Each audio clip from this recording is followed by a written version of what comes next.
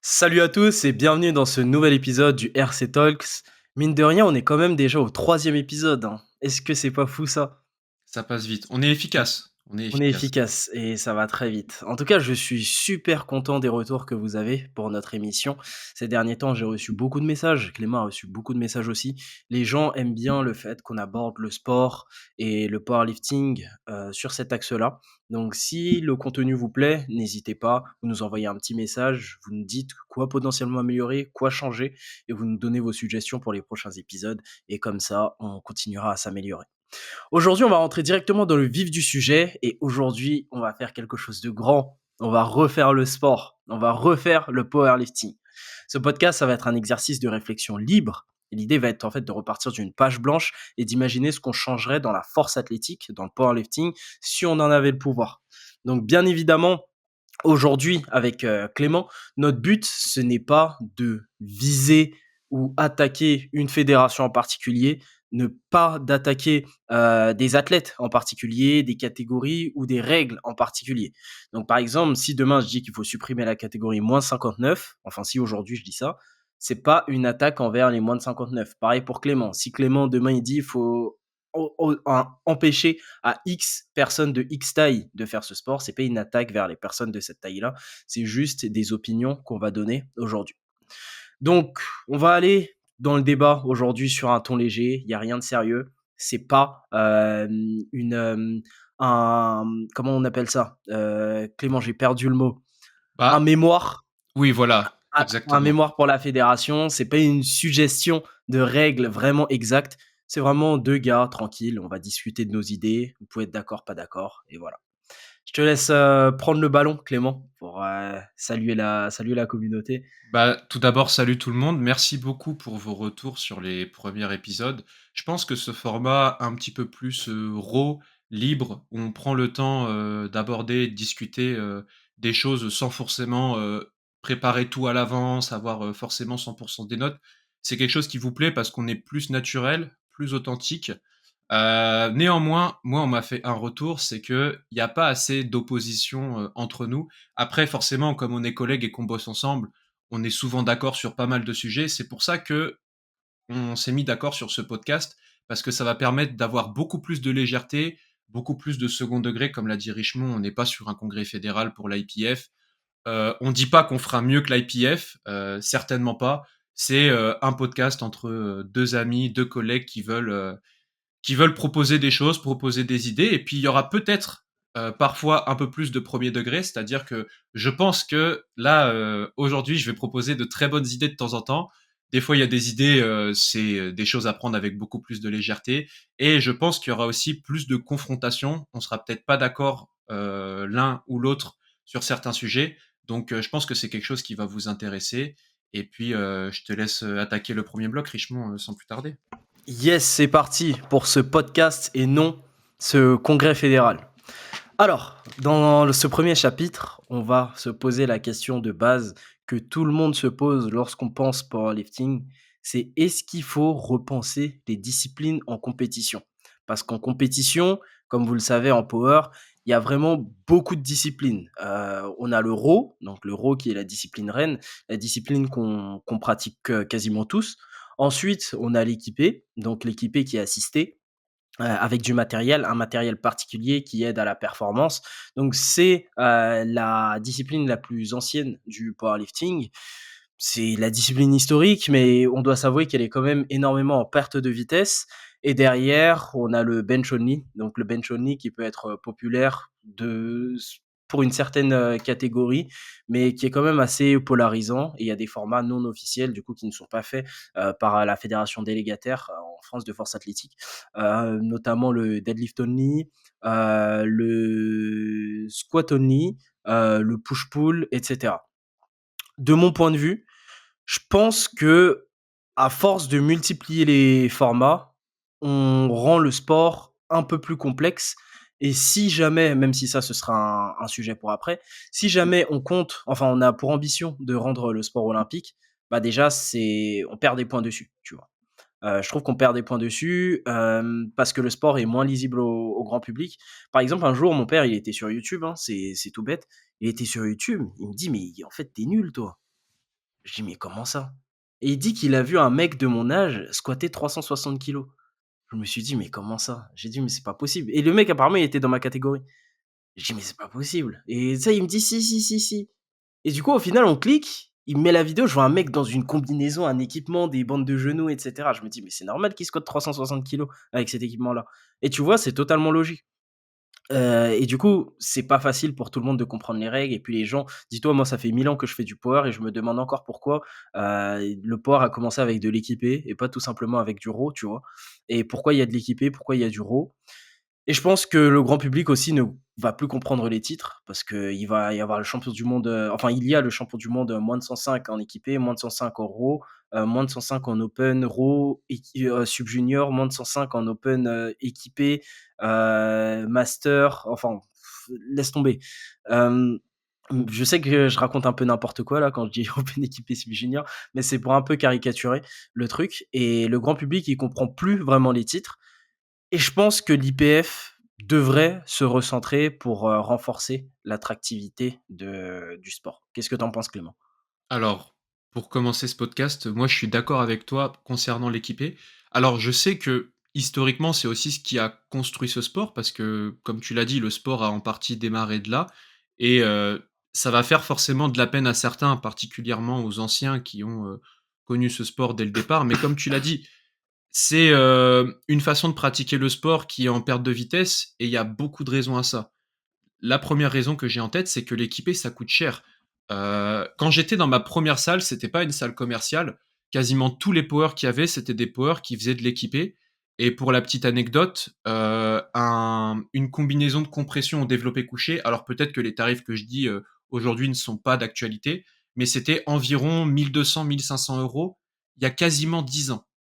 Et encore, parce qu'ils l'avaient acheté depuis quelques années. Donc si on fait un taux d'inflation actuellement, une combi d'il y a 20 ans qui valait 1 200 €, je vous laisse imaginer le prix aujourd'hui. Peut-être que c'est plus accessible aujourd'hui, hein, je dis pas. Je suis pas très renseigné et je suis absolument pas expert en équipé.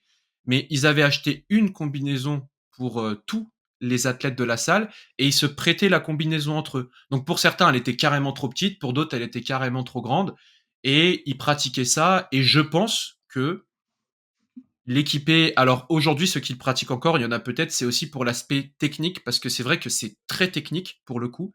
Mais selon moi, la force athlétique, ça doit rester un sport d'expression de force brute ou avec le moins d'équipement possible. Et c'est pour ça d'ailleurs que Richemont, comme moi, on avait pris parti concernant les genouillères rigides, où on s'était opposé à ça. Alors par contre, effectivement, on n'était pas tout à fait d'accord sur la manière avec laquelle ça avait été interdit, parce qu'on trouvait ça difficile pour les marques qui avaient payé l'homologation IPF qui coûte relativement cher jusqu'à fin 2026 et qu'on leur coupe l'herbe sur le pied en disant bah non, ça s'arrête en 2025. Bon, au final, ils sont revenus sur la décision. Je m'éloigne un petit peu, mais tout ça pour dire que, selon moi, l'équipé, il peut continuer d'exister, mais il devrait ne plus être reconnu par l'IPF. Ou du moins, ça doit rester des compétitions annexes. Alors, ça peut très bien être des compétitions que l'IPF organise, mais je pense même que d'un point de vue budgétaire, c'est pas quelque chose qui est favorable à la compétition. Parce que quelque chose qui rapporte, par exemple, à la fédération, c'est quand bah, il y a des gens qui se déplacent, il y a des gens peut-être qui consomment, il y a des gens qui achètent de l'équipementier, etc. Et je pense qu'actuellement, le powerlifting gros est beaucoup plus rentable que le powerlifting équipé. Comme tu l'as dit richement aussi, pour l'aspect compréhension du grand public, c'est beaucoup plus simple. Par exemple, je me souviens que, si je dis pas de bêtises, c'était en 2020 qu'il y avait eu les derniers World Games. À toi de me confirmer, Rico. Je saurais pas dire, non, 2021 ou 2022. C'est C'est franchement tous les, difficile à dire. c'est tous les 4 ans ou Ouais, c'est ça, c'est tous ça. les 4 ans. Donc là, comme c'est en 2026, ah, c'était plus récent que ça, c'était C'est 2022 là. 2022, 2022. 2022. Bah, comme toi, j'ai eu l'exemple avec mon père parce que c'était diffusé sur Eurosport, si je dis pas de bêtises. Et à Ouais, l'époque, sur l'équipe 21 ou sur Eurosport? Que voilà. j'avais regardé, Et ouais. à l'époque, les World Games ne se faisaient que en équipé, ce qui est selon moi incompréhensible. Mais ça, c'est un autre débat. Et mon père avait allumé la télé et il m'avait dit, mais en fait, je pensais pas que les gens étaient aussi forts au développé couché parce qu'ils connaissaient grosso modo mes perfs. Je crois qu'en 2022, j'avais peut-être fait, je sais pas, 190 au développé couché, etc. Et je lui avais dit, bah, c'est mon point fort. c'est un bon niveau, quoi. Mais c'est pas le top mondial, bien évidemment, mais c'est un bon niveau dans ma catégorie. Et il m'avait dit: «Bah ouais, mais là, il y a des mecs qui font 2,30, 2,40, 2,50, 2,60 et ils sont dans ta catégorie». Et du coup, c'est là que j'ai dû lui expliquer, bah, en fait, ils mettent une combinaison et du coup, c'est plus tout à fait le même mouvement. Et premier truc qu'il a dit, c'est: «Ouais, c'est de la triche, du coup. Pourquoi est-ce qu'ils gardent ça?» Et et est-ce qu'on peut leur en vouloir au final? Parce que le but, c'est que ce soit le corps humain qui produise la force et pas l'équipement qui le produit en majorité. Et en plus de ça, alors là, il faudra en parler directement avec les gens qui, pratiquent, l'équipé, mais c'est quelque chose qui est très difficile, très stressant pour l'organisme et je pense que d'un point de vue sport, santé et blessure, c'est pire de faire de l'équipé que de faire du raw. Après, encore une fois, là, c'est vraiment, on en parle entre nous, mais on n'est pas les plus appropriés pour ce débat-là parce qu'on ne pratique pas l'équipé. Mais je pense que d'un point de vue blessure, et cetera, c'est pas terrible parce que tu loupes ton couloir de quelques degrés ou tu serres un peu trop fort tes sangles que tu utilises au squat. Bah, toi, Richemont, par exemple, tu as l'exemple de HC qui s'est carrément pété les jambes en serrant trop fort les bandes au niveau du squat. Enfin, pour moi, Et c'est sur vraiment la quelque presse chose. aussi. Ouais, quelque chose qui n'a plus vraiment de sens, plus vraiment sa place. Et en plus, l'IPF est en train quand même de durcir ses standards d'année en année. Les squats qui étaient validés il y a 5 ans ne sont plus les squats qui sont validés aujourd'hui. Je pense qu'on est tous d'accord là-dessus. Et le problème de l'équipé, c'est qu'ils n'arrivent pas à descendre. Parce qu'en fait, s'ils font ça, ils sont à la limite de se péter un genou parce que il y a tellement d'antiflexion et le corps, enfin, le corps accompagné de la structure passive n'arrive pas à descendre que ça crée des problèmes qu'on n'a pas en RAW et qui, je trouve, sont trop difficiles. En fait, c'est un sport qui n'est pas médiatique pour moi, Ouais, l'équipé. je suis carrément d'accord avec toi. Carrément d'accord et en plus avant je pensais que enfin quand je débutais, hein, je pensais qu'il y avait un règlement différent en fait au squat entre l'équipé et le raw, tellement les squats sur les squats équipés, ils descendaient pas. Mmh. Donc pas par flemme, hein, juste ils peuvent pas, tu vois souvent Ouais. et moi je pense que ouais, je pense que l'équipé est petit à petit va devenir de plus en plus obsolète, tu vois? Et pour la lisibilité du sport, je pense qu'on devrait limiter l'équipé à l'international. Enfin, limiter l'équipé, le nombre de compétitions d'équipés, à l'international, je veux dire. Le garder comme une tradition. Ouais, c'est ça. C'est quelque chose de traditionnel. Heu, Pourquoi pas, pour ceux qui veulent le découvrir, justement, essayer avec, on appelle ça un slingshot, si je dis pas de bêtises? Un Heu, slingshot, tu as dit? ouais, c'est ça qui enfin, ils appellent ça Non, comme slingshot, c'est un truc que tu non, achètes. pardon, oui, c'est ce que tu mets entre les C'est le coudes. slingshot, c'est ce que tu mets Ouais. entre les coudes. Enfin, une combinaison équipée, voilà, si vous voulez essayer et cetera, il y a aucun mal par rapport à Tu ça. mmh, Mais, single ply. ouais, c'est ça, voilà. Mais ça devrait, voilà, ça devrait, je pense, s'arrêter, en tout cas ne plus être connu. Et en plus, bon ça, je sais que le sport, c'est pas fait pour être stylé quand on en fait et cetera. Mais quand on voit les athlètes qui arrivent et enfin, pour rigoler, moi, quand je commençais la FA, je disais que c'était des zombies parce qu'en fait, ils arrivent même pas à baisser les bras quand ils arrivent sur le plateau et cetera. Ça crédibilise pas trop le sport, faut être honnête. Ou quand tu marches comme un pingouin parce que tu arrives pas à plier les genoux. Bon, les gens, ils se moquent et ils ont pas raison de se moquer. Il faut pas se moquer des pratiquants d'un sport, c'est des passionnés, ils kiffent ça et cetera. Mais on peut comprendre que ce soit pas pris au sérieux par le grand public parce que, ça reflète pas à 100 l'expression de la force ou du moins c'est pas que ce qui rentre en compte. Même on dit pas que les gens qui font de l'équipé sont pas forts, mais on dit juste que la performance ne vient pas que de là. Et du coup, c'est problématique. Et moi, ça me fait enchaîner sur un sujet où on sera peut-être, cette fois-ci, un peu moins enfin, pas forcément d'accord. C'est que pour moi, le bench only ne devrait être plus reconnu non plus. Alors je vais sans trop rentrer dans les détails, expliquer pourquoi je pense ça. C'est, premièrement, pourquoi est-ce qu'on reconnaîtrait le bench et pourquoi on reconnaîtrait pas le deadlift ou le squat only? Ça, c'est le premier point, qui me fait dire que ça devrait plus exister. Il me semble, à confirmer, mais que l'IPF voulait lancer le deadlift only et c'était tombé un peu pendant la période de covid et du coup, ça a été peut-être fait une fois, mais ça s'est arrêté relativement vite.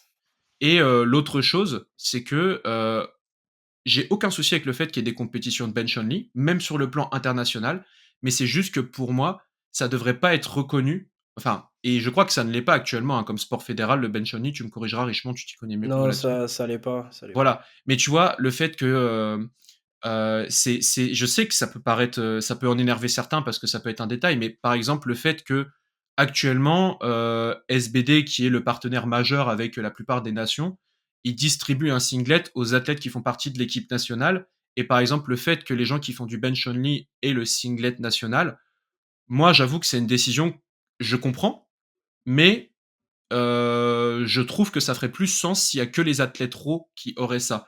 Et l'autre chose, c'est que moi, ce que je trouve beau avec la force athlétique, c'est que tout s'équilibre. Si tu es un bench spécialiste, tu seras pas un dead spécialiste et inversement. Et au final, si on fait des compétitions de bench only, pour moi, c'est quelque chose qui va encourager les anomalies génétiques à être sur le plateau, donc des gens qui ont des très petites amplitudes et qui arrivent quand même à avoir la depth. Et du coup, je trouve que justement la beauté de faire les 3 mouvements, c'est que tout s'équilibre au final et c'est quelque chose qui, se retrouve un peu moins selon moi en bench only, mais ça n'enlève absolument pas les efforts des athlètes qui font le bench only. J'ai absolument rien contre les athlètes qui font ça ou quoi que ce soit, mais c'est juste que si ça tenait qu'à moi, en tout cas, moi président de l'IPF, je ferais en sorte que, il y ait que le RAW qui soit en compétition, reconnue, internationale, et cetera. Quel est ton avis là-dessus, OK. toi, Rico? Bah, moi, je pense que le bench only devrait être reconnu comme, à la limite, une discipline à part entière. Parce OK. que sur le bench, tu as vraiment une technique spécifique, tu as vraiment un arbitrage, tu vois, spécifique comme sur les autres mouvements. Et pour moi, ça pourrait être, une autre discipline. Parce qu'en plus, le bench, ça reste un levier, tu vois, d'inclusion et un levier de développement. Dans le sens où c'est accessible à énormément de profils. Aux Ouais. athlètes qui sont plus âgés, aux athlètes qui sont blessés, genre, qui ont des problèmes de genoux, des hernies discales, des athlètes en rééduc, du coup, sur ces zones-là. Mmh. Sinon, tu as les athlètes débutants pour qui c'est plus rassurant souvent de commencer, le power, hem, en attaquant par, le bench only. Mmh. Et je pense que en soi, déjà, juste le bench only a son intérêt dans le power parce que ça peut être un bon format pour entrer dans le sport et Mmh. que ce soit localement ou internationalement, je trouve qu'il y a quand même du spectacle, quand on connaît les enjeux justement d'une compétition de bench. C'est quelque chose qui est facile à mettre en place au niveau des compétitions. C'est quelque chose qui parle à tout le monde parce qu'en salle commerciale, tout le monde fait du bench et je pense que les médias et les marques adoreraient s'il y avait un peu plus de bruit sur ça, donc si c'était, plus une discipline à part entière. Et OK. tu vas me poser la question de pourquoi est-ce que, on fait du bench, enfin comme tu l'as dit tout à l'heure, pourquoi est-ce qu'on fait du bench only, mais qu'on fait pas du deadlift only ou du squat only? Je pense que c'est parce que le bench only déjà c'est théoriquement pour moi beaucoup plus safe, que tu as moins de chances d'avoir un no lift, dû au standard genre, depth, c'est beaucoup plus rare, tu vois? Et au standard genre grip qui lâche, c'est quand tu as un no lift sur le bench, souvent c'est soit, complètement force ou fessier qui se décolle et souvent si les fessiers se décollent, c'est une question de force aussi. Et le bench parle à beaucoup plus de monde, il y a beaucoup plus de monde qui font du bench en salle commerciale. Je pense que ça veut pas dire que le deadlift ne mérite pas sa discipline à part entière, mais je pense que le deadlift a son public qui pourrait se développer à terme, mais ça reste quand même quelque chose de beaucoup moins pratiqué que le bench. OK. Parce que moi, justement, tu vois, dans cette notion de le bench, c'est très accessible et cetera. Alors, du coup, ça va un peu contredire ce que j'ai dit avant, mais du coup, sans que ce soit forcément reconnu en termes, on va dire officiels, c'est-à-dire que tu auras peut-être pas la possibilité d'avoir le statut de sportif de haut niveau et cetera. Moi, je pense qu'on devrait garder une certaine part de bench only en faisant, des compétitions de powerlifting, mais qui soient organisées par un athlète à un mouvement. Par exemple, demain, il y a la team France qui affronterait, la team Japon ou je sais pas, la team Canada. Et en fait, on prendrait un athlète au bench, un athlète au squat, un athlète au terre. Et du coup, ça ferait des affrontements par équipe, ça rendrait le sport un peu plus Ah! collectif. Bah, c'est quelque chose qui existe en France parce que à l'heure où on tourne le podcast, ce week-end, il y a la True Grit House qui organise ça justement entre les différents clubs en France qui veulent y participer.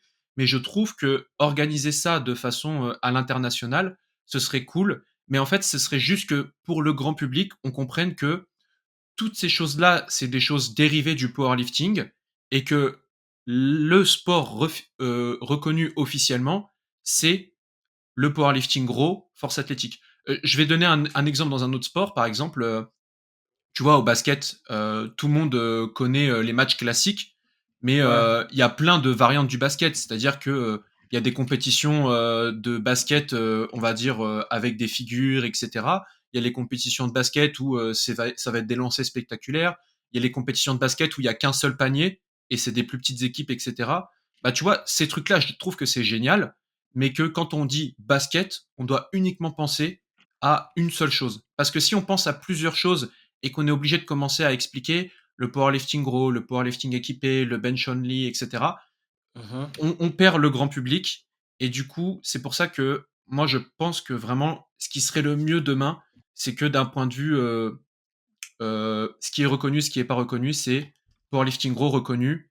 Et le reste, on va dire que c'est plus quelque chose de sport passion plutôt que sport professionnel, on va dire. OK, je vois ce que tu veux dire. Pardon. Moi, je reste sur ma position. Pardon.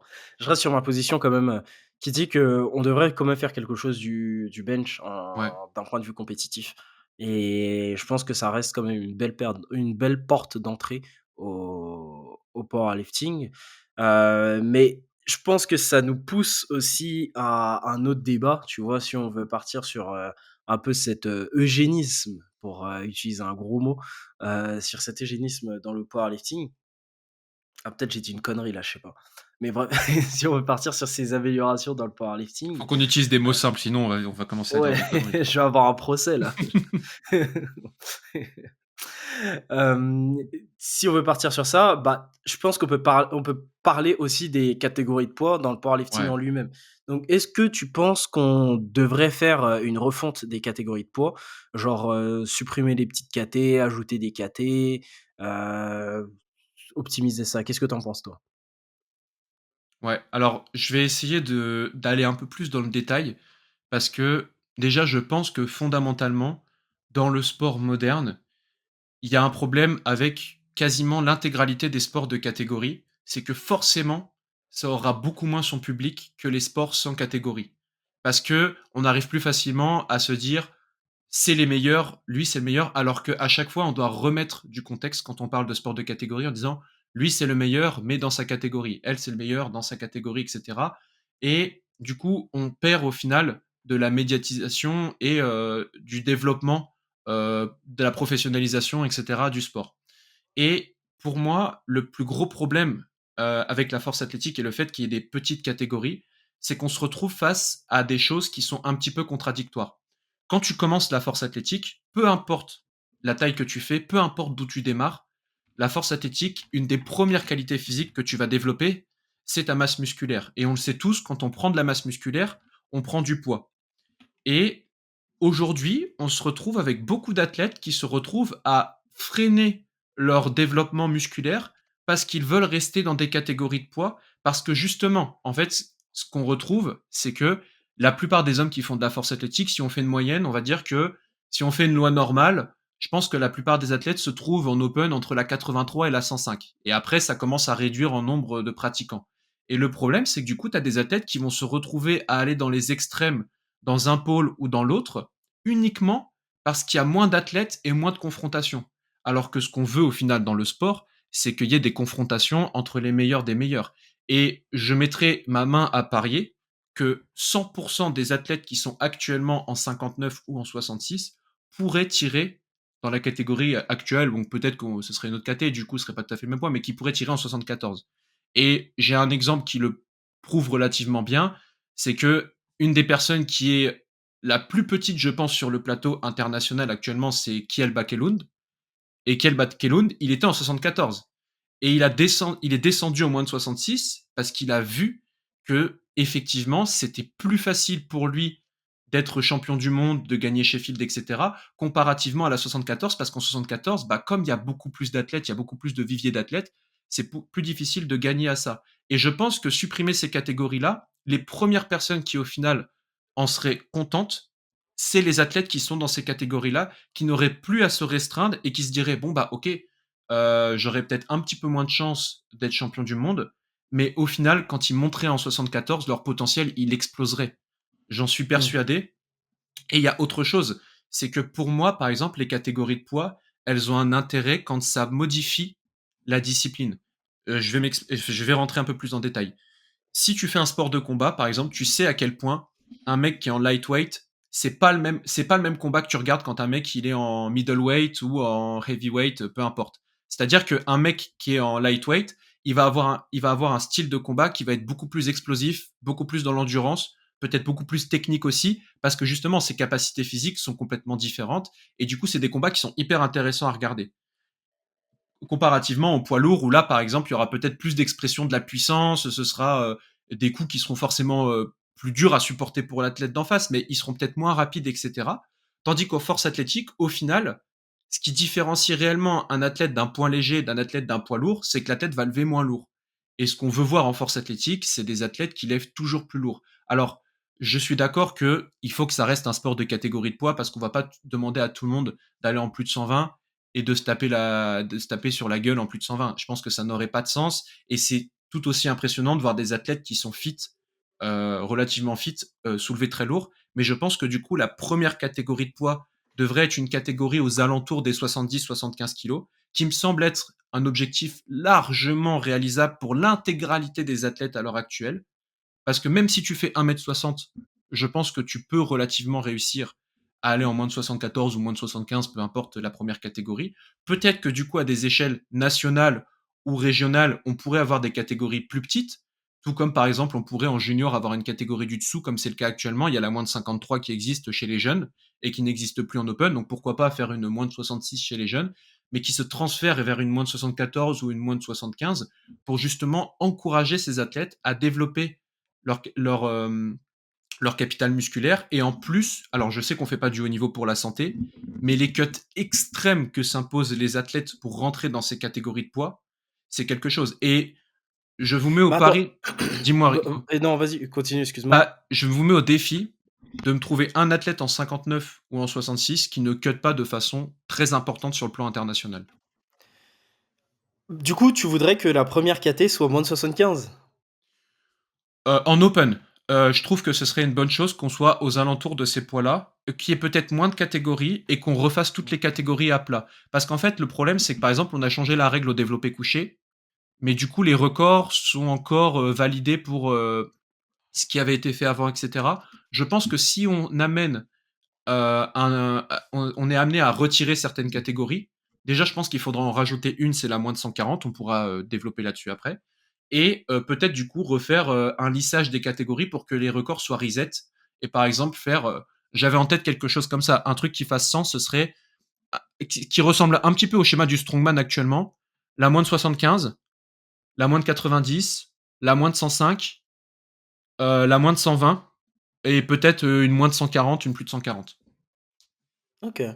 Bah, moi, je pense que si tu supprimes les petites catégories, tu vas supprimer des catégories de population entière. Par exemple, une partie des Asiatiques, notamment, tu sais, au Japon, en Hmm, Philippines, en Thaïlande, bah, tu vas avoir beaucoup de compétiteurs qui vont être performants en 59 et en 66. je Et comprends. si on se dit que l'IPF, bah, se veut mondial, le fait de monter l'échelle des catégories, ce serait surtout uniformiser. Wow, désolé, j'ai du mal. Ce serait surtout uniformiser, les KT autour de genre de standards occidentaux. Donc Ok. plus autour de gros gabarits. Et puis je pense que en plus, plus tu montes dans les catégories, moins la technique, je trouve, est impressionnante et plus c'est de la force brute. Ouais. Et je trouve qu'en 59 et 66, on voit quand même souvent des belles techniques, tu vois? Et Ouais. des gens qui sont dans le contrôle. Et Mmh. en plus de ça, tu sais, pour rajouter un autre argument, je pense que le système, déjà, il est déjà un peu, il favorise déjà un peu les athlètes lourds. Dans le sens où les médias, les sponsors, la com, Ouais. à quelques exceptions près, bah, quand on voit un deadlift à 400, on se dit, bah, c'est lourd, tu vois, c'est impressionnant. Peu importe ton poids de corps, même un deadlift à partir de 350, bah, tu te dis, peu importe ton poids de corps, etc. Et du coup, les lourds sont un peu plus mis en avant médiatiquement. Effectivement, c'est plus intéressant médiatiquement. Mais faut pas oublier que les autres KT doivent aussi avoir un poids et le sport doit un minimum être inclusif si on se veut être un sport olympique, tu vois. Du coup, je pense pas qu'il faut tout normer autour de grosses OK. catégories. Et je pense qu'il faut, à la limite, modifier les catégories peut être une bonne idée, mais supprimer les catégories light, je pense que c'est pas nécessairement une bonne idée. Et derrière, bah, du coup, je pense que même ouvrir une moins de 140, tu vois, je suis un peu partagé dessus. Parce que si tu fais une moins de 140, tu vois, ça fait une catégorie en plus. Du coup, ça Mmh. complexifie le système, tu vois. Et ça Mmh. fait plus de titres, comme on disait avant, ça dilue, entre guillemets, ton prestige. Et Mmh. aussi, au niveau de la performance, je pense que genre, la plus de 120 est quand même assez intéressante parce que ça permet de voir un gros panel de performances, et cetera. Mais d'un point de vue santé, je pense que ce serait bien aussi de limiter avec une moins de 140 Mmh. parce que du coup, ça pousserait les athlètes à rester en forme et à être compétitifs dans une catégorie qui reste quand même très lourde. Parce que si tu fais 2 mètres et que tu es méga musclé, c'est facile de dépasser les 120.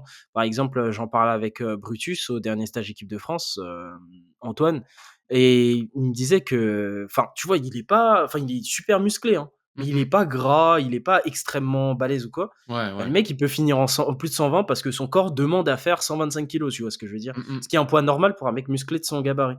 Mais derrière, bah, ça veut dire qu'il va se retrouver dans la même caté qu'un mec qui fait 200 kilos Mmh. et que pour être compétitif, il faudra qu'il monte à 140, 150 kilos, tu vois? Ouais. Et ça, pour moi, je trouve pas ça acceptable. Donc je pense que à la limite, déplacer la moins de 120, ça pourrait être une meilleure idée. Moi, je comprends tout à fait ce que tu veux dire par rapport aux petites catés, mais selon moi, comme la force athlétique, tu développes ta masse musculaire et ben, la moins de 59 reste une caté qui est trop restreignante, même pour les populations qui sont, non occidentales et à mon sens, du coup, si on a, une première catégorie qui est aux alentours des 70 kilogrammes.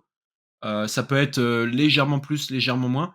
Je pense qu'on serait quand même dans le mille par rapport au fait qu'on, serait, suffisamment, comment dire? Dans l'inclusivité. Parce que c'est vrai qu'au final, une question, que ça soulève, c'est: est-ce que le haut niveau doit être inclusif ou pas? Il y a des forces avec le fait d'être inclusif, c'est-à-dire que tu peux prendre un énorme vivier d'athlètes ou de gens qui ne font pas ce sport et les ramener dans la discipline. Je vais citer un exemple, l'haltérophilie, c'est un sport qui est peu inclusif, même s'il y a des catégories de poids, de par sa technicité. Il faut tellement de bons prérequis en mobilité, tellement de qualités physiques qui font que c'est un sport où, par exemple, tu peux pas trop le pratiquer ou du moins c'est très difficile en autodidacte. Tu as besoin d'avoir un coach et cetera et le fait que la force athlétique puisse se pratiquer en autonomie, c'est sa force. Cette inclusivité fait que le sport est en train d'exploser. Mais pour moi, le haut niveau, c'est une vitrine, ça représente pas forcément, tous les pratiquants et cetera et ça doit pas être trop inclusif. Alors je sais que c'est un exemple qui va peut-être, pas plaire à certains, mais le basket, on voit que des grands. Les grands sont avantagés en compétition, les gens sont avantagés au haut niveau. Pour autant, il y a plein de gens de petite taille qui font du basket. Bah, il faut qu'elles acceptent que le haut niveau, c'est l'élite et que s'ils sont pas représentés, c'est normal. C'est parce qu'on veut voir ce genre de gabarit-là faire la discipline à haut niveau. Et on va pas baisser le panier de basket pour les gens qui sont un peu plus petits ou pour des populations qui, en moyenne, sont plus petites. Alors, du coup, c'est pas inclusif. Et j'ai conscience que du coup, ça peut déplaire à certains et que du coup, il pourrait y avoir ce débat de sport inclusif, sport non inclusif. Mais à mon sens, le haut niveau ne doit pas être trop inclusif et je pense qu'il doit être plus inclusif dans les catégories qui amènent à plus d'expression de force. Parce que je suis d'accord avec toi que dans les petites catégories, ce qui est très impressionnant, c'est la technique.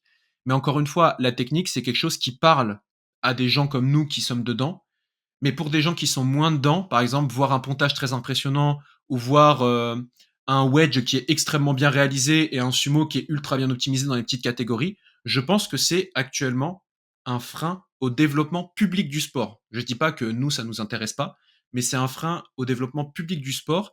Et du coup, je serais plus pour que la première catégorie soit un petit peu plus haute en termes de poids pour que, pour développer ce sport, on favorise l'expression de la force. Parce que c'est selon moi l'essence même de ce sport. Et comme tu l'as dit, le problème c'est que dès qu'on va en plus de 120, on envoie les athlètes à l'abattoir, entre guillemets, en obésité morbide. Et c'est très difficile pour ces athlètes-là parce que, bon, alors ça représente du coup une minorité d'athlètes, mais par exemple Brutus qui fait un peu plus de 2 mètres, si je dis pas de bêtises, 2 mètres ou 2 mètres 5, quelque chose comme ça, bah effectivement, lui, s'il avait une moins de 140, punaise, le spectacle qu'il pourrait nous offrir, ce serait incroyable. Et voir des mecs qui ont des gabarits strongman qui sont encore in shape, et cetera, nous proposer un spectacle en moins de 140, moi, c'est quelque chose qui me fait rêver et j'ai trop envie de voir ça. Mais actuellement, les athlètes qui Ah font ouais, plus ça d'un te fait mètre, rêver, hein. bah, ouais. Non, De mais voir des mecs avec des shapes de ouf te faire un spectacle. ouais, ouais, un spectacle de force, bien évidemment. Mais ouais, en gros, les athlètes, quand tu fais plus d'un mètre 90, actuellement, c'est, obésité qui t'attend. Et je trouve OK. ça dommage qu'on ait autant d'inclusivité pour les petits gabarits qui intéressent moins. Particulièrement, franchement, et j'attaque pas les athlètes, parce que les athlètes, ils font que respecter les règles et jouer le jeu, ils optimisent leur pratique et ils ont bien raison de le faire. Mais je pense que 99% des athlètes en moins de 59 pourraient aller en moins de 66 sans aucun problème. Donc OK. peut-être pas retirer 2 catégories. Là, c'est peut-être mon côté un peu sévère et de ce que j'ai envie de voir du sport qui parle, mais au moins en supprimer une, tout comme chez les femmes, on n'a parlé que des hommes, attention, on n'oublie pas les femmes. La moins de 47 chez les femmes, je pense que la plupart pourraient aller en moins de 52. Je pense ne pas me tromper par rapport à ça. Je sais pas ce que tu en Là penses? là, par contre, je suis d'accord, c'est vrai, je suis d'accord. Je pense plus à un décalage de la catégorie, à la limite 52 ou de la catégorie 66 plutôt que, d'une suppression de catégories, de mon Mmh côté. mh. Et en plus de ça, peut-être que ces catégories-là, on pourrait les switcher en junior. Elles peuvent exister en junior, il y a pas de souci par rapport à ça et quand les athlètes arrivent à maturité par rapport à leur masse musculaire, ils montent de catégorie. Mmh, Ce serait intéressant qu'on ait des avis de personnes qui sont dans ces catégories-là. ouais, clairement, Parce clairement. que Avoir des avis de 59, de 47. mmh, leur demander si pour eux, c'est réellement confortable d'être dans ces catés-là. Est-ce qu'ils ont déjà réfléchi à monter de caté et cetera? Est-ce qu'eux, comment est-ce qu'ils prendraient la nouvelle si ça venait à arriver? Bah, si vous êtes dans ces catégories-là d'ailleurs et que vous voulez, débattre avec nous ou que vous êtes absolument pas d'accord avec nous, c'est tout à fait possible parce qu'on a quand même, enfin j'assume complètement avoir un avis assez tranché sur la question. Bah, ça pourrait être intéressant de débattre avec ces personnes-là. Mmh, clairement, clairement, clairement. Ça, du coup, on a traité la catégorie, bah, la question des disciplines, la question des Ouais. catégories de poids. Maintenant, on va parler du règlement. Donc, est-ce que tu penses que, dans une certaine mesure, le règlement devrait être, modernisé? Et quels aspects est-ce qu'on devrait changer? Parce que, de mon côté, je pense qu'il y a pas mal de choses à changer dans le règlement, tu vois? Ouais. Et un règlement qui va être clair, un règlement qui va être moderne et aussi facile à appliquer, c'est ce qui va faire la différence entre un sport, sérieux et un sport que tu pratiques dans ton garage. Mmh. Donc je pense qu'on doit moderniser les règles, de l'IPF. Par exemple, la première règle est facile à deviner, c'est la règle de la depth au bench. C'est quoi ce foutoir? Ah ouais. C'est la règle de la depth au bench, c'est une catastrophe. Donc la règle, c'est la pointe du coude doit descendre en dessous du milieu de l'épaule. Donc Mmh. ça donne des interprétations tellement variables. Tu vois, d'une compète à une autre, tu peux prendre une Mmh. rouge et tu te dis: «Mais c'est pas possible» et tu vois, c'est même pas la faute de l'arbitre, Pas c'est du juste qu'on tout. lui demande de faire un jugement de fou, en fait. Ouais. Et les latéraux, ils voient ni l'épaule, ni le coude. Le central, il est hyper biaisé parce que même en fonction de la taille du t-shirt, tu vois, il peut pas bien voir le truc. En plus, c'est le milieu de l'épaule, donc le milieu de l'épaule, qu'est-ce que ça veut dire? Et au final, ça crée juste des athlètes frustrés, ça crée juste des injustices dans un sens comme dans l'autre, tu vois? Mmh.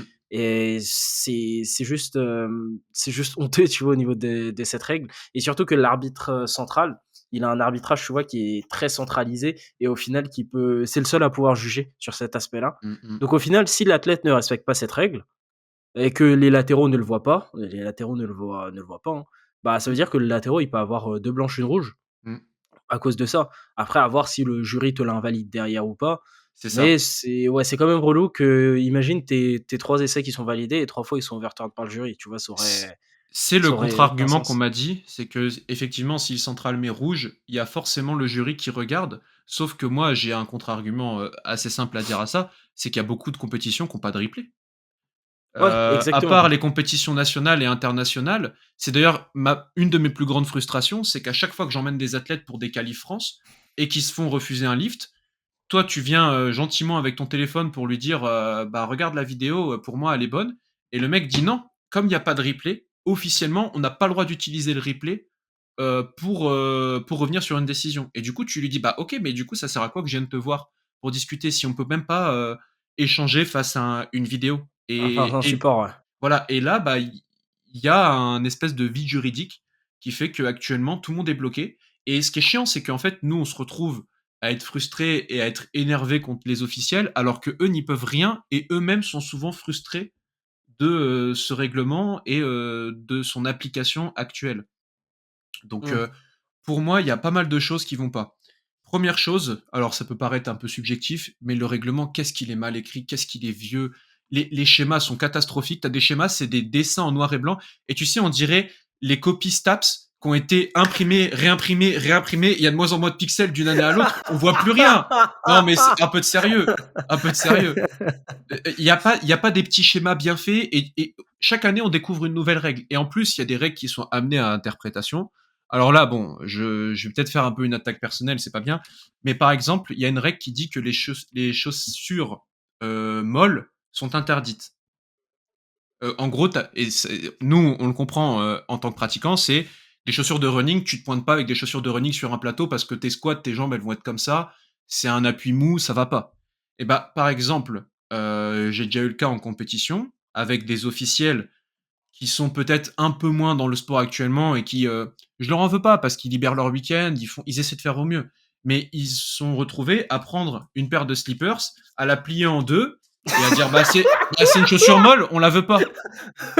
Non, mais Ah, j'ai c'est jamais entendu bah, je l'ai celle-là. déjà vu, je l'ai déjà vu. Alors après, il y a eu embrouille entre eux et ils sont revenus sur la décision. Mais un officiel qui dit bah non, dans le règlement c'est écrit chaussure molle interdite, ta chaussure elle est molle. Et tu vois, mettez un petit schéma avec une chaussure de running et dites chaussure de running interdite. Enfin, faites des choses claires, des choses claires et qui permettent que ce soit un règlement propre, qu'on puisse lire facilement, simplement, accessible à tous. Il faut le refaire, le règlement. Alors, je sais pas si la Fédé, elle pourrait pas faire simplement un appel à la candidature, même en bénévolat. Franchement, je pense qu'on serait tous. Je pense qu'il y aurait 1000 personnes qui l'écriraient mieux que ce qu'il est écrit actuellement, qu'il y ait une relecture générale et que ce soit bon. Donc, pour moi, premier truc, c'est refaire le règlement, qui soit propre et compréhensible par tous. Parce qu'il y a trop d'athlètes qui se font avoir en compétition, parce que le règlement, personne ne le lit, et au final, on est surpris le jour J. Ensuite, comme tu Mmh. l'as dit, moi je suis pour qu'il y ait une depth au bench, mais je trouve simplement qu'elle a été mal appliquée. Comme tu l'as dit, le point médian de l'épaule, franchement, je vais peut-être me mettre des gens à dos en disant ça, mais à moins d'être d'extrême mauvaise foi, c'est impossible de juger ça correctement. Et quand je me suis déjà amusé à prendre un screen d'un lift qui a été refusé avec un angle parfait, j'ai pris le point médian de l'épaule. Donc là, je prends un diamètre, je fais le point au milieu, je prends le point, je trace des traits, je le montre à l'officiel ou je le montre à quelqu'un.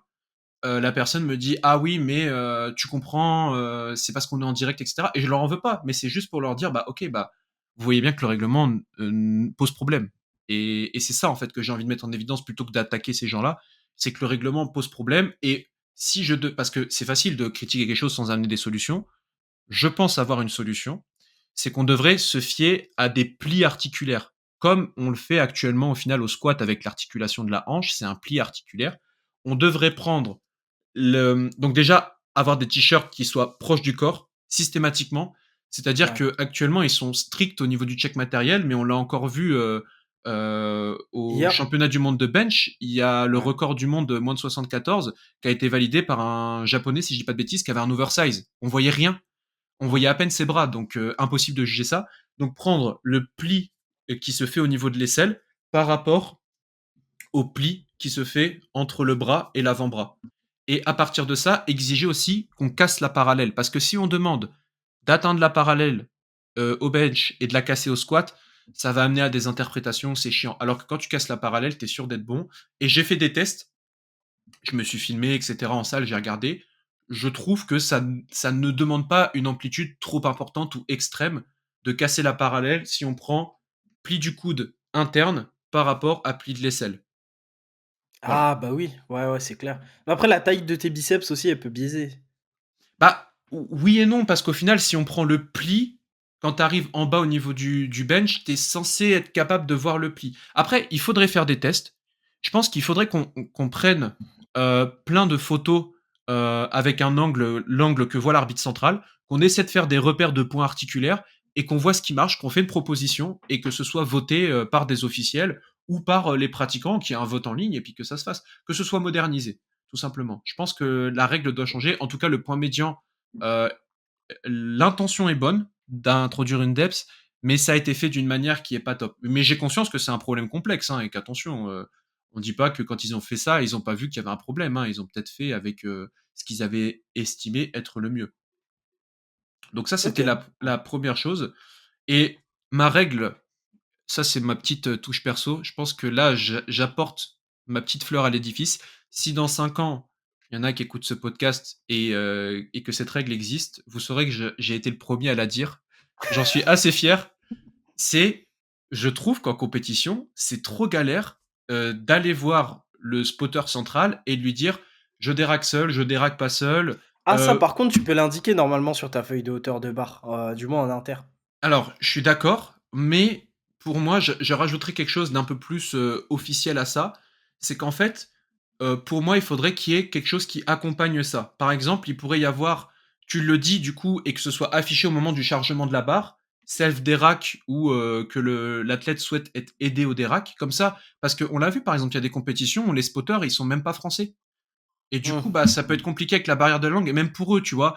Ils ont tellement i c'est tellement difficile d'être, chargeur spotter que s'ils peuvent avoir un truc simple pour pas oublier, pas se tromper, un repère visuel, mais qu'en plus de ce repère, il y ait 2 indications. Je pense que ce serait, bien parce qu'après ça fait trop.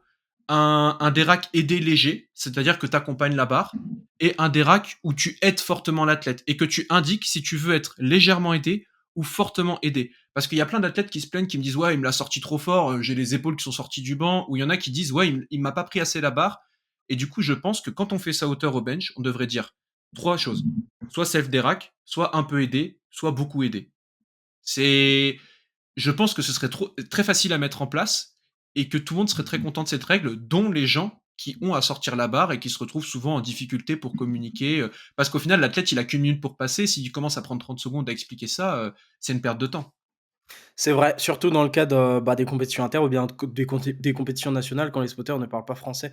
Ouais. Moi, il m'est déjà arrivé que je tombe sur des spotters et bon, ça, c'était plus quand j'étais en sub junior. Il Mmh. y avait des termes vraiment techniques que j'arrivais pas à dire en anglais. Au final, ils me faisaient pas les bons déracs à chaque fois, mais c'est parce que je savais pas comment bien l'expliquer et surtout, tu sais, tu peux te dire: «Vas-y, je vais le réviser avant», mais quand tu arrives sur le plateau, que tu dois faire ta barre et tout et qu'au final, tu dois passer une épreuve d'anglais avec des termes techniques, genre Mmh. 10 secondes avant de faire ta barre, bah, forcément, tu vois, ça te sort un peu du truc et tu pas les mêmes compétences en anglais. Donc je pense que c'est quelque chose sur lequel on doit, ouais, c'est quelque chose qu'on doit optimiser et justement, si tu peux l'écrire sur la feuille ou le détailler sur la feuille, Ouais bah, et ce que serait beaucoup mieux.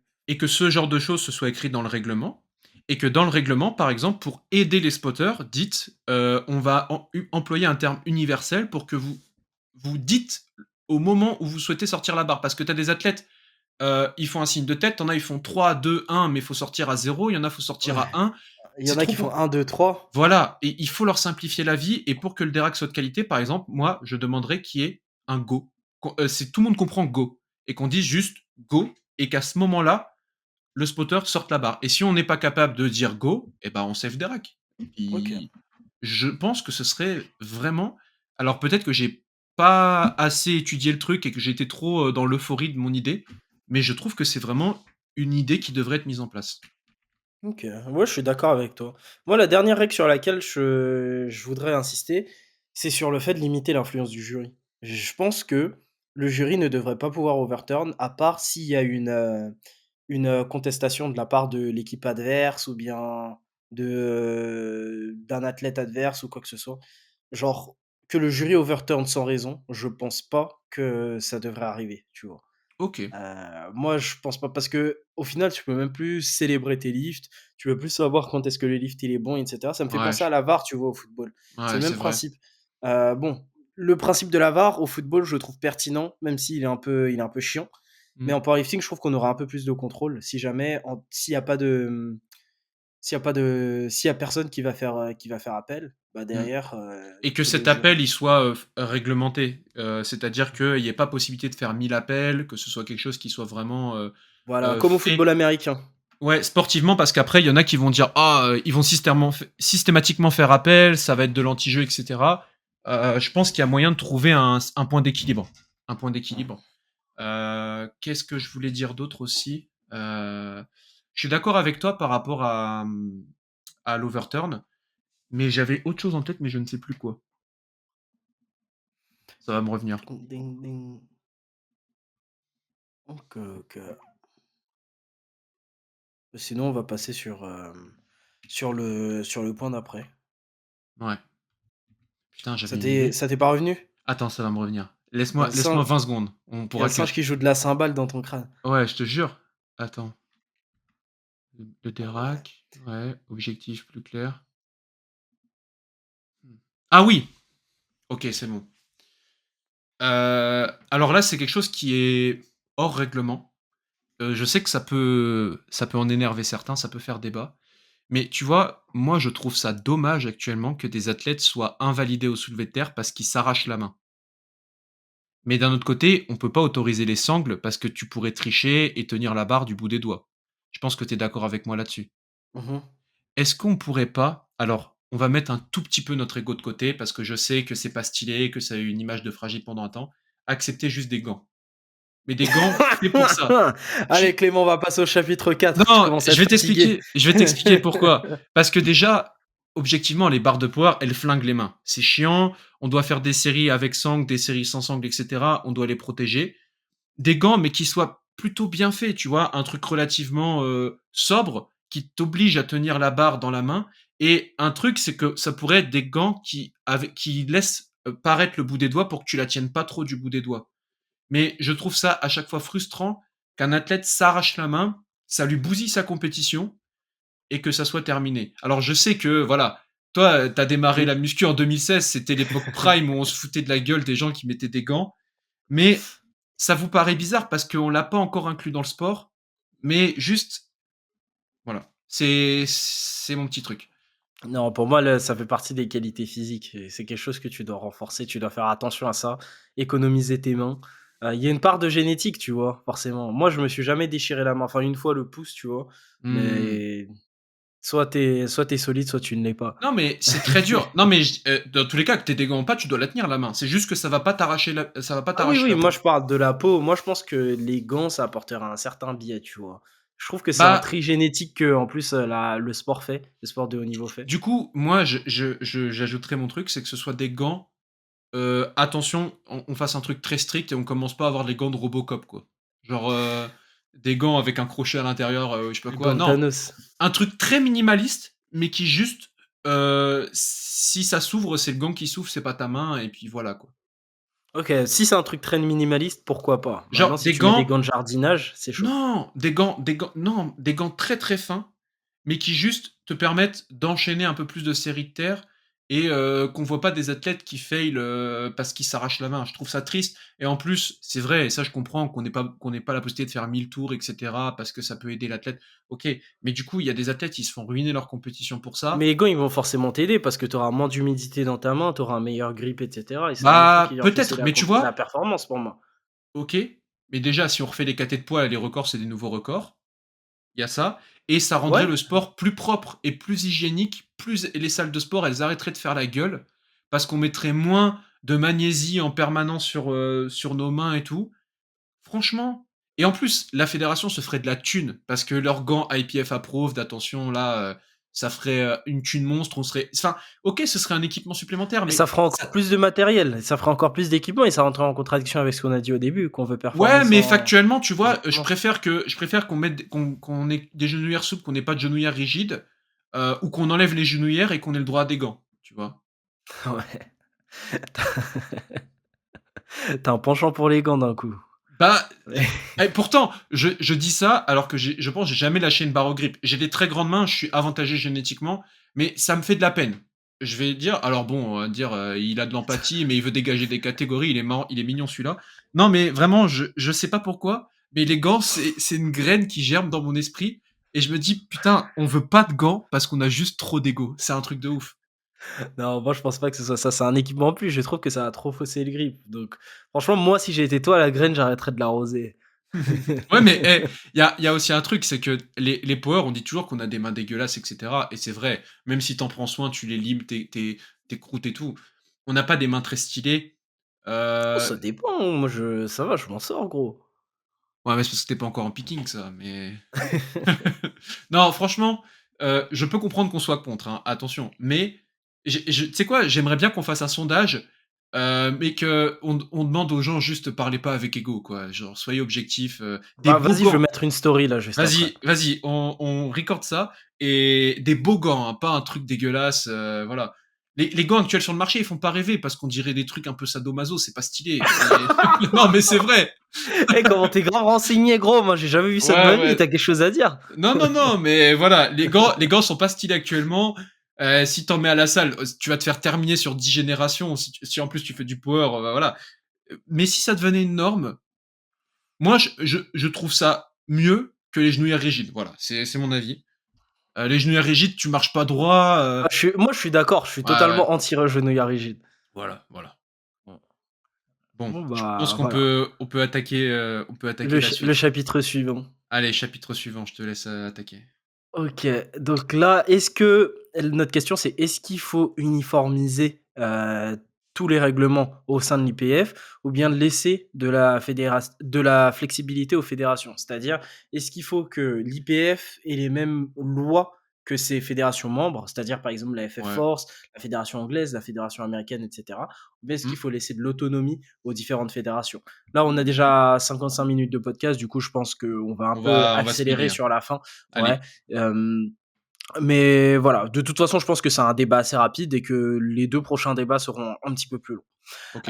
Moi, je pense qu'il faut uniformiser, qu'il faut avoir vraiment de la cohérence, de la lisibilité, dans le sens où on a une ambition olympique aussi et un sport qui uniformise, ça donne une image sérieuse, une image professionnelle, pardon, et ça rajoute de la crédibilité. Mmh. Pareil pour les athlètes, ils auront une prépa standardisée, c'est-à-dire qu'ils concourent sur une plateforme qui a le même matériel, qui est dans les mêmes conditions que sur une plateforme internationale et derrière ils vont en plateforme inter, ils vont en IPF, ils sont pas choqués et aussi au niveau de l'attractivité du vis-à-vis des médias, vis-à-vis du CIO, vis-à-vis des sponsors, bah, au final ça fait que le powerlifting resterait un produit qui est vraiment clair, qui est simple, qui est lisible et qui est plus facile à vendre et derrière qui est plus facile à suivre, tu vois? Ouais. Mais derrière ça, ce qu'on pourrait faire comme optimisation, enfin comme exception, c'est à la limite peut-être laisser le bench en local, faire des compètes de bench juste, à l'échelle nationale. Mais par contre, au niveau du powerlifting, ne pas le toucher en fait de l'échelle nationale à l'échelle internationale. Donc laisser tout le temps les mêmes catégories, les mêmes règles et les mêmes formats, tu vois, partout. Mmh. Et voilà. Donc toi, qu'est-ce que tu en penses? Je suis d'accord avec toi et je vais aller plus loin parce que je vais attaquer, la FF Force. Enfin, je vais prendre l'exemple de la FF Force. Actuellement, ce qu'a fait la FF Force, c'est qu'elle a pris, hors haltérophilie, toutes les disciplines sportives autour de l'expression de la force et les a regroupées au sein de la FF Force. Pour moi, c'est une erreur. Alors, je suis pas présent, aux assemblées générales, j'ai pas accès au compte exact de la FF Force, donc peut-être que je vais dire des bêtises. Et si c'est le cas, je m'en excuse parce que j'ai pas envie de donner des fausses infos. Mais tu vois, par exemple, le fait qu'il y ait les disciplines de kettlebell, qu'il y ait les disciplines de bras de fer sportif, et cetera, qui fassent partie de la FF Force, pour moi, c'est un non-sens. C'est un non-sens et en plus, ça peut être un handicap pour, ces petits sports-là. Parce que je trouve que ces sports-là devraient se développer au sein de leur propre fédération s'ils arrivent à devenir fédéral un jour et je le souhaite.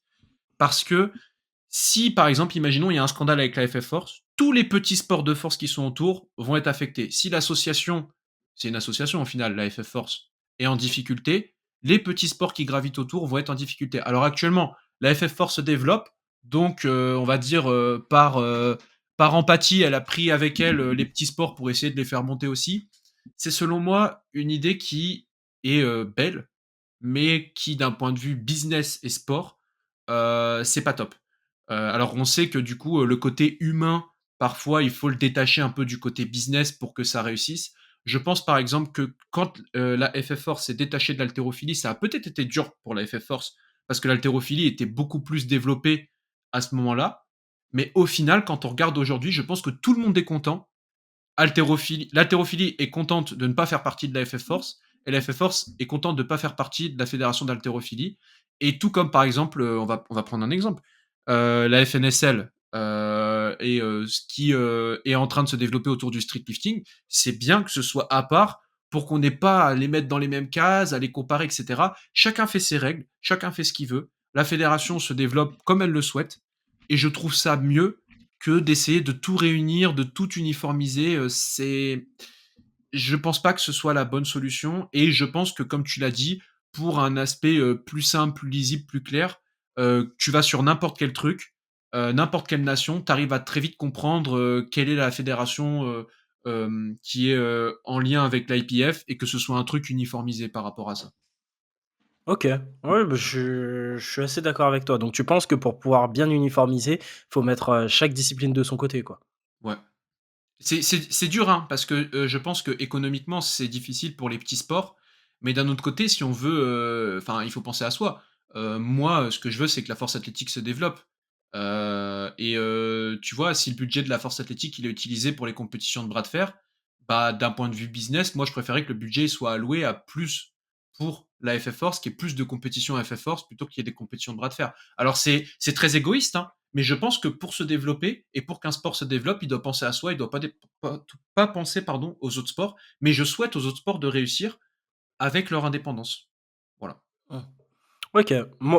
Je suis d'accord, mais je pense que dans une certaine mesure, il devrait quand même exister des pas mal de compétitions non IPF, donc pas du Ouais, fait de la ouais, ouais, fédération ouais. et qui permettent justement, au powerlifting d'exister partout, toucher plus de monde et s'adapter aux dynamiques locales, tu vois? Mmh. Par exemple, au Japon, encore une fois, le bench est super populaire, qui est beaucoup plus de compètes bench only Ouais, peut-être organisées par des je sais pas, par des gymnases au Japon ou bien, par exemple, en France, tester des formats innovants comme, les push-pull, des catégories mixtes, enfin le truc que le True Grit est en train de faire, tu vois? ouais, ouais. Cette semaine et bah, le power, ça reste quand même, une culture underground qui peut fédérer vraiment beaucoup de monde si on Mmh. adapte, les différentes pratiques.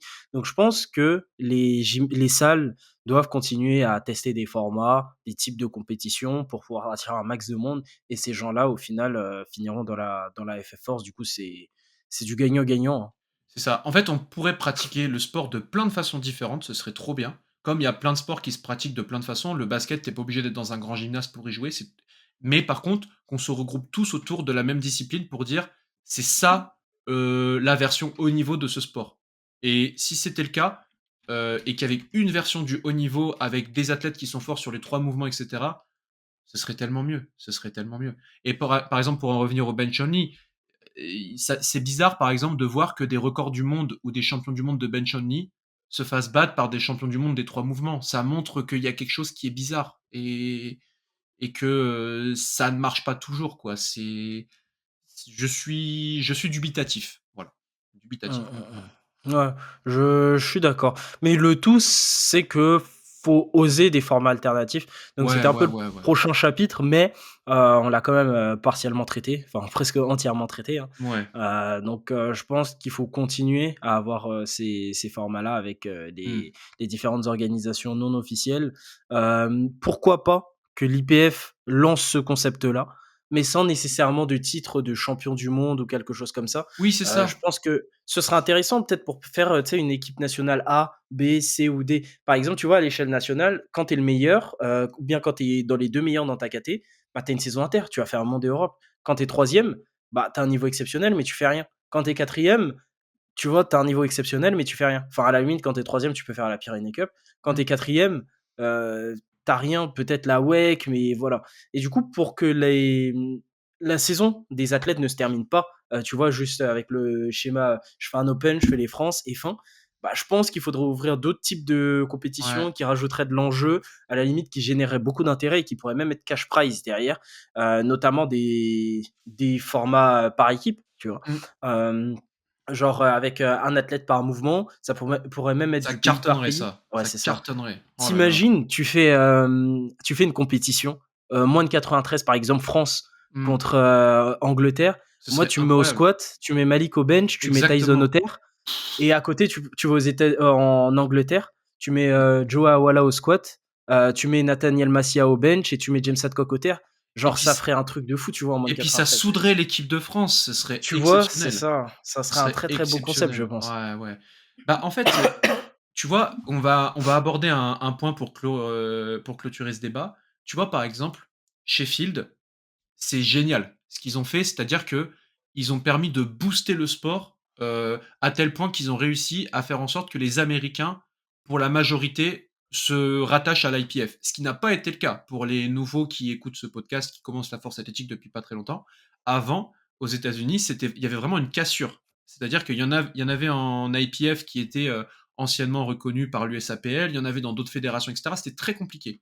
Et là, ils ont réussi à ramener tout le monde par cette énorme compétition. Mais tu vois, par exemple, ce que je voudrais, si j'étais président de l'IPF, on va reprendre la phrase, c'est que Sheffield, les records qui soient faits à Sheffield restent des standards de Sheffield et soient à Sheffield. Parce que Mmh. c'est quelque chose qui a été reproché de dire Sheffield, c'est un show et on casse un peu le show si des fois, par exemple, il y a un athlète qui bulle ou s'il y a un athlète qui est un tout petit peu limite, mais l'effort est tellement beau que pour le spectacle, si on le valide, c'est mieux, tu vois. Et le sport de haut niveau doit rester parfois cruel, parfois dur, parfois impartial. Et comme Sheffield, par exemple, c'est un show, les éclairages sont particuliers, les officiels sont peut-être plus loin, ça peut être aussi plus dur pour eux à juger, etc. Même s'ils veulent être le plus impartial possible, il n'y a pas ce côté officiel-là à Sheffield, et c'est trop bien, parce que c'est un show, et c'est ce qu'on veut voir. On veut que Sheffield, dans 3 ans, ce soit dans un immense stade avec 80 000 personnes, c'est ça qu'on veut voir. Mais moi, ce que j'aimerais, c'est que Sheffield, ce soit une compétition parallèle qui motive les athlètes à faire les plus grosses performances possibles, mais que ça reste des records de Sheffield. Et en plus, par exemple, Sheffield, ils ont tué, selon moi, les championnats du monde, parce que du coup, les athlètes ne veulent plus battre les records au championnat du monde, ils veulent attendre Sheffield pour le faire. Mais c'est quand même Mmh. un comble, parce que tu te dis, punaise, les championnats du monde, tout le monde veut être champion du monde. Ben, les athlètes sont prêts à se brider pour attendre Sheffield pour battre le record du monde, parce que Sheffield a un système de pourcentage par rapport au record du monde. Du coup, selon moi, Sheffield, c'est trop bien que ça existe. Et bah, le bench only, ce serait trop bien que ça existe avec des compétitions comme ça, des compétitions avec cash prize, un show, de la hype, etc. Mais que Mmh. ça reste quelque chose qui ne soit pas reconnu, parce que quand c'est reconnu, pour moi, ça fait du mal à l'IPF et ça fait du mal à la possibilité de rendre ce sport olympique, ce qui serait au final le Graal et ce qu'on voudrait tous. Parce que si le sport il est olympique, on passe dans une autre dimension et les athlètes de haut niveau, là, je pense que le niveau va exploser si on fait ça, parce qu'il y aurait une motivation et une énergie par ce début de professionnalisation et de reconnaissance du grand public qui rendrait le truc extraordinaire. Extraordinaire. OK, OK. Quel est ton avis Je par suis rapport tout à à fait. Sheffield? L'arbitrage Sheffield, il est terrifiant. Genre dans Ok. le sens où il est le standard est beaucoup plus bas que dans une vraie compétition. Mais dans la plupart des shows, de toute façon, tu le remarques, tu vois? Mm. Je tu le vois aussi, parfois en France, tu le vois à l'international, mais quand il y a des compétitions qui sont officielles sans pour autant être enfin, quand il y a des grosses compétitions qui sont pas pour autant un championnat national, tu vois que l'arbitrage, il est beaucoup plus souple Ouais. et au final, ce qui est bête, c'est que souvent les records vont compter, Mm. dans les grosses compétitions comme Sheffield, tu vois? Ouais. Et pour moi, c'est pas acceptable parce qu'après quand tu es au championnat du monde, comment est-ce que tu veux faire un record du monde si, la personne qui a posé ce record en premier n'a pas été jugée sur le même Mm. standard, tu vois? Et je mets Et ma casquette de coach. On la voit pas, elle est invisible, mais comment t'expliques à tes athlètes? Ils te disent: «Mais ce squat, il est validé à Sheffield, coach, donc pourquoi tu me dis que je suis pas au standard alors que j'ai la même profondeur?» Compliqué d'expliquer ça, et encore plus compliqué, bon, je suis pas athlète, je mets une fausse casquette d'athlète. Comment tu fais quand tu es athlète pour te dire: «Mon squat a été validé à Sheffield, j'ai fait le même squat au championnat du monde, on me l'a invalidé». Mmh. Compliqué ça. Et puis en plus, après on commence à s'attaquer aux arbitres, à en vouloir, et cetera, et je pense que personne n'a envie que la force athlétique, ça devienne un peu comme du football, où on commence à toujours cracher sur l'arbitrage, cracher sur l'arbitrage. Quand c'est un show, il faut comprendre que les arbitres sont plus sous pression, et cetera. On est des humains, on peut avoir des décisions différentes et c'est normal et c'est pas grave. Mais c'est vrai que quand il y a ce côté officiel qui est peut-être moins sexy des championnats du monde IPF, et cetera, je pense que les arbitres sont plus dans des conditions pour juger justement un lift. Alors que là, quand on les présente comme des stars qui arrivent et que tu dis la star, je la fais buller, même si tu veux être le plus juste possible, je pense qu'en tant qu'arbitre, c'est trop difficile. Ouais, carrément d'accord, Donc carrément voilà, d'accord. c'était le petit coup de gueule par rapport au squat. Je pense que c'est le plus marquant au niveau du squat. C'est que, ouais, Sheffield, très bien ce qu'ils ont fait, mais faut que ça reste un show. Et en Ouais, exact, je plus, suis d'accord, mais la compétition, elle est exceptionnelle, ah ouais, c'est c'est incroyable. sur le reste, oui, oui, Et c'est en plus, si c'est exceptionnel. pas reconnu par l'IPF, il y a enfin pas reconnu, c'est voilà, c'est pas pris comme encore peut-être que ce serait plus facile aussi pour d'autres marques de proposer leur version à eux, et que Mmh. du coup parce que là, actuellement, Sheffield, ils ont SBD, ils ont un peu le monopole avec Sheffield. Du coup, il y a le cash prize, et cetera. Ils ont mis la barre haute, mais si par exemple demain, il y a une autre marque, bon, de toute façon, on peut parler de marque, on s'en fout. Demain, il y a A7 qui vient et qui met 10 de plus sur les cash prizes. Les athlètes, ils vont vouloir aller faire la compétition d'A7 et cetera. Il va y avoir une petite guéguerre et bah, c'est avec cette concurrence-là que, du coup, le sport va se développer parce que Sheffield, ils vont faire: «Ah ouais, vous avez mis, 50 000 de cash prize, nous, on va mettre 60 000» et boum, boum, ça va monter, ça va monter. Parce que là, quand il y a pas de concurrents, c'est eux qui décident le marché et nous, ce qu'on veut, au final, c'est que les athlètes, ils aient des cash prizes toujours plus importants, qu'ils soient toujours plus motivés et que le sport, ça rentre dans une autre dimension. C'est ce qu'on veut. Mmh. Et du coup, si ça devient un show comme ça serait fou. Et qu'après, pour élire officiellement les champions, on fasse un truc strict, et cetera. Et l'IPF, il est là pour ça. Ils font ça très bien. OK, OK, OK. Ouais, bah, sur ce point, on est quand même assez d'accord. On va quand même, traiter dans l'ensemble.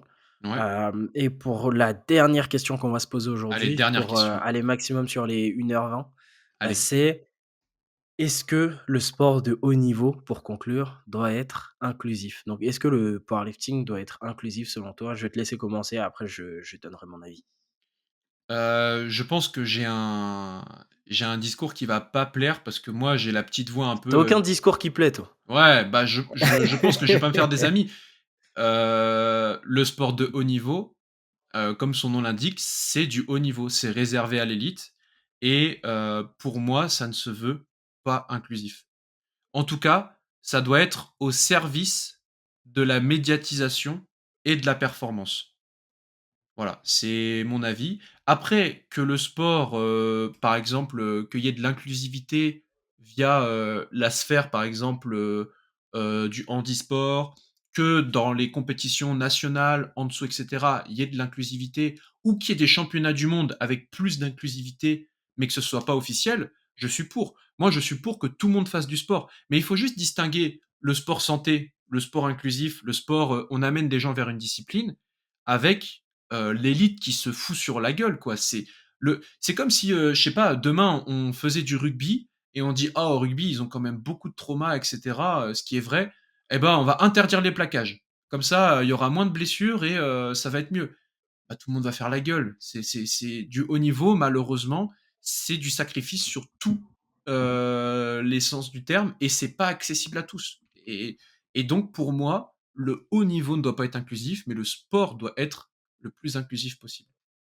Oh là là là là, tu magnifique, tu m'as tiré les mots de la bouche. Tu m'as tiré les mots de la bouche.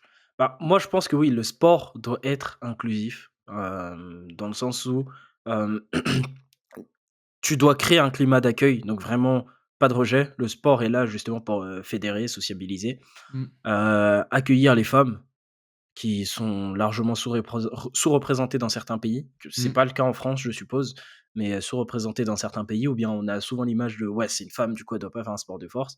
ouais, Les transgenres et non binaires, mais trouver une solution, tu vois, plus, de ce côté-là. Trouver une solution pour que, ces personnes-là puissent intégrer des catégories. Les personnes avec des limitations physiques, donc des handicaps, c'est pour ça qu'il y a le mmh, parapowerlifting qui est même, paralympique, un sport paralympique. Et les gens qui commencent le sport tard, c'est-à-dire, j'ai 40 ans, je veux me mettre au powerlifting, j'ai jamais fait de sport de ma vie. Faut quand même réussir à les inclure. Donc le mmh, sport doit être inclusif et ouais donc tu favorises la participation, comme ça tu as plus de pratiquants, tu as plus de visibilité et tu as plus de reconnaissance.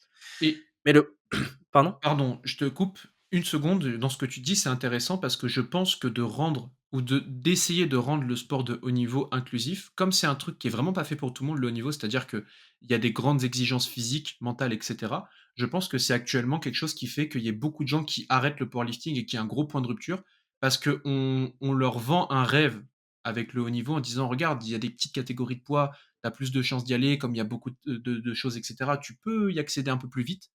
Et au final, ces gens-là, elles auraient peut-être continué le sport et elles l'auraient fait plus sainement si de base, le haut niveau, ça aurait été quelque chose, bah, de quasiment inaccessible comme dans tous les sports, qui peut rester un rêve et un objectif lointain. Mais que ces gens-là, ils auraient peut-être continué si on leur avait donné accès à des échelons intermédiaires, des niveaux régionaux, des niveaux sous-nationaux et cetera. Mais que par contre, quand on parle de l'élite, là, c'est vraiment quelque chose où ça ne rigole pas. Il y a de la professionnalisation, le sport se développe. On est vraiment sur quelque chose qui doit être peu inclusif, dans le sens où ça doit être peu accessible pour le grand public, parce que tout le monde n'est pas fait pour ça. OK. OK, OK. Je suis désolé, je t'ai coupé, tu voulais dire quelque chose d'autre? Non, franchement, j'étais sur la fin de mon argument là. Je disais que tu ça te fait plus de visibilité et plus de reconnaissance, Mmh. mais que derrière, c'est pas pour autant qu'il fallait créer, 1 000 000 de catégories, tu vois? Ouais. Et que, ouais, sinon tu perds tout le monde, tu perds du prestige dans le sport Mmh. et qu'au final, l'inclusivité, en fait, elle doit pas cacher les sports de haut niveau, tu vois? Ouais. Faut dire que, pour résumer le tout, il y a une phrase qui défend bien l'argument, c'est que l'ouverture attire, mais c'est l'élite qui inspire. Ouais, c'est vrai, c'est Et vrai. si on noie l'élite dans 1 000 000 de catégories, bah, à quoi bon, tu vois, créer une ouverture? Et puis même l'ouverture va finir par se limiter parce qu'il y aura moins d'inspiration vers le haut. Et plus on fait rêver et plus on va faire adhérer des gens qui n'iront pas vers le haut niveau, mais c'est pas grave, c'est pas quelque chose qui est faisable comme, par exemple, au football, bah, les jeunes rêvent de faire du haut niveau, mais ils savent qu'il y en aura que 0,001 qui arrivera et c'est très bien ainsi. C'est ça le sport. C'est Mmh. la beauté du sport. Il faut que du coup, peut-être qu'on donne des petits accès intermédiaires, aux gens qui ont envie d'être compétiteurs. Parce que là, actuellement, c'est compétition, championnat de France, qu'il y a un truc en dessous, qu'il y ait peut-être des représentations par région, qu'il y ait des stages, tu sais, Ouais, des comment dire? stages, régionaux, Des stages régionaux de justement, j'en ai repérage. parlé avec, le Ouais. manager des équipes de France qui me disait que les ligues maintenant doivent, faire cet effort-là, tu vois? Ce serait bien. Ce Mmh. serait bien et puis, cette représentation régionale, je pense qu'elle permettrait aussi, de créer plus d'associations, de créer plus de clubs et cetera. Mais ça, ce sera peut-être le débat d'un autre podcast de, comment est-ce qu'on voit le développement du sport, dans ces infrastructures et dans un avenir, de 10, 15, 20 ans, ça pourrait être intéressant. Bah, le challenge selon moi, tu vois, ici, c'est pour l'IPF, c'est juste de construire en fait un modèle à 2 vitesses. Donc Mmh. un modèle où on pourra avoir, une élite olympique, donc un Ouais, vrai sport avec une élite olympique qui serait, ultra sélective, ultra médiatisée, avec, du show, toujours dans les règles bien évidemment, un spectacle vraiment percutant et une base communautaire. Donc avec tous les publics que j'ai cités avant, donc, un public qui va être, riche, varié, accessible, tout ce que tu veux, même, voire évolutif, et voilà. quelque chose de clair, en fait, qui soit pas Mmh trop mh. fouillé et compréhensible par le grand public. Ouais, exactement. Pour que le sport puisse se développer, attirer plus de monde et en même temps potentiellement être olympique. Parce que s'il est olympique, bah, c'est bénéfique pour le sport aussi parce que plus de budget, plus de potentiel pour les athlètes de haut niveau et plus d'adhérents derrière. Carrément d'accord. T'as quelque chose à ajouter? Bah, là, on a fait quasiment 1h20, donc à chaque podcast, on fait 20 minutes de plus. Je pense que le prochain, ce sera 1h40. Oh non, le J'espère podcast 20. ouais, Je vais devoir poser la journée. ouais, on va l'appeler 20 minutes ce podcast, c'est tu 20 minutes en plus à chaque fois. Non, en tout cas, j'espère qu'on a froissé personne, avec ce podcast parce que c'était pas le but. Il y a eu des moments où c'était beaucoup plus léger, on a rigolé, on a peut-être été plus insistant sur, certaines parties que d'autres. Dans tous les cas, on respecte absolument tous les pratiquants. On est pour que, le sport se développe, peu importe ce que vous faites dans la force athlétique. À partir du moment où vous prenez votre pied et que vous kiffez votre, pratique sportive, je pense que c'est vraiment le plus important. Et si vous êtes, pas d'accord avec nous et que vous souhaitez en discuter tranquillement, n'hésitez pas à nous contacter, via nos réseaux sociaux ou si vous souhaitez même, intervenir lors d'un futur podcast pour amener votre avis, nous on est absolument, pour et ouvert à cette idée-là. Ah ouais, ça c'est clair, je mets un point dessus. Si jamais vous voulez intervenir dans notre podcast et venir donner votre idée sur, un quelconque sujet à l'avenir, par exemple, vous nous envoyez un message, vous dites, «Ouais, j'aimerais bien parler, je sais pas moi, de du développé couché dans un podcast et je pense avoir, une pierre à apporter à l'édifice». Vous nous envoyez un message et on vous accueillera avec plaisir. Avec grand plaisir, exactement. Mmh, mmh, mmh, mmh. Donc voilà, pour, conclure, pour, vraiment le mot de la fin, merci d'avoir, écouté ce podcast. On espère que ça n'a pas été trop long. On espère que vous avez apprécié l'écoute. Si jamais vous avez des suggestions à faire, encore une fois, n'hésitez pas. N'hésitez pas à partager le podcast autour de vous, pour qu'on ait plus d'auditeurs, qu'on soit plus motivé à taffer et que derrière, on puisse faire des sponsorings et gagner de l'argent. Mettez-nous 5 étoiles Et sur Spotify, s'il vous plaît. c'est ça, qu'on soit bien classé, on soit bien référencé. Voilà, Exactement. voilà. Donc, on se dit à dans quelques jours pour le prochain podcast. N'hésitez pas à nous faire vos suggestions et à bientôt. Ciao tout le monde. Ciao.